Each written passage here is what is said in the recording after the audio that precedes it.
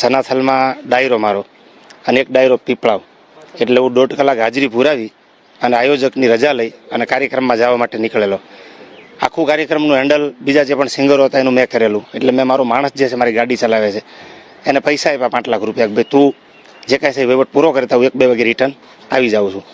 જેવો હું ત્યાંથી રિટર્ન થયો રસ્તામાં એટલે મારા ડ્રાઈવરની ગાડી સ્કોર્પિયો GG8 પાસિંગ 7555 નંબરની, એ આ લોકોએ આયોજકો જે છે એ નામ બધા લખાવેલા છે મારા માણસે, એ લોકોએ ચાવી લઈ લીધી ગાડીની.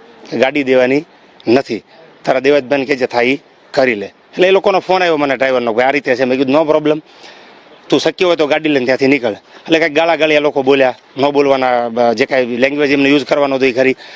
પછી 5-10 મિનિટમાં મારા ડ્રાઈવરનો ફોન આવ્યો, ગાડી લઈને નીકળ્યો. જેવો એ ગાડી લઈને નીકળ્યો એટલે સનાથલથી રિંગ રોડ જવા માટે 500 મીટરના ડિસ્ટન્સ ઉપર એ લોકોએ 2 ગાડી પાછળ કરી, ઇનોવા અને મહિન્દ્રા થાર. એ 2 ગાડી, મારી ડ્રાઈવર એક જ હતો, હું તો અવેલેબલ હતો ને હું તો રસ્તામાં હતો ઓન ધ વે, તો ગાડી આડી રાખી અને ગાડીનો કાચ ફોડી નાખ્યો.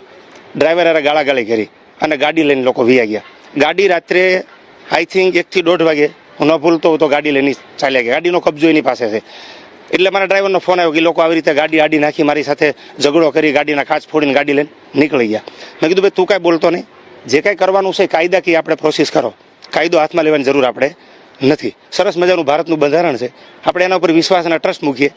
એટલે હું આવ્યો 2 વાગે, મેં મારા ડ્રાઈવરને કલેક્ટ કર્યો રિંગ રોડ ઉપરથી. પછી 1 કલાક વેઇટ કર્યો. મેં બોપલ પોલીસ સ્ટેશનમાં બીજે જાણ કરી, પણ એ લોકો કોઈ રિપ્લાય મને કલાકમાં આપ્યો નહીં કે ભાઈ ગાડી ત્યાં છે કે નથી, શું થયું, શું બન્યું, કોઈ પણ બાબતનો જવાબ મને મળ્યો નહીં. આઈ થિંક 4 વાગી ગયા સવારના. એટલે હું ઘરે નીકળી ગયો આરામ માટે. સવારમાં મેં મારા ડ્રાઈવરને જે બનાવ બન્યો, જે ઘટના બની, જેની સાથે જેની પાસે ગાડી લઈ લીધી, એને મેં કીધું કે ભાઈ તું જે પોલીસ સ્ટેશન આપણું આવતું ચાંગોદર પોલીસ સ્ટેશન, ચાંગોદર જઈ અને તું ગુનો દાખલ કરાય.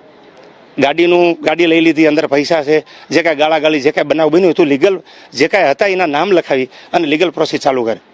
એ આવ્યો પોલીસ સ્ટેશન ખાલે. એટલે અહીંથી કહેવામાં આવ્યું ચોકીએ જાઓ.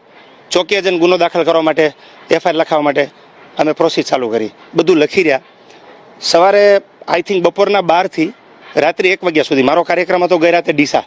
એટલે હું કોલ ઉપર વાત કરતો, 1 વાગ્યા સુધી કોઈ પોલીસે FIR લીધી નહીં, કાંઈ જવાબ આવ્યો. આટલો બનાવ બન્યો. એક સેલિબ્રિટી એની ગાડીને લઈ જાય, હુમલાખોર છે, તેમના નામ તમે? હુમલાખોરના નામ મને ખ્યાલ છે ત્યાં સુધી આયોજક જે છે ભગવતસિંહ કાનજીભાઈ ચૌહાણ, એના ભાઈ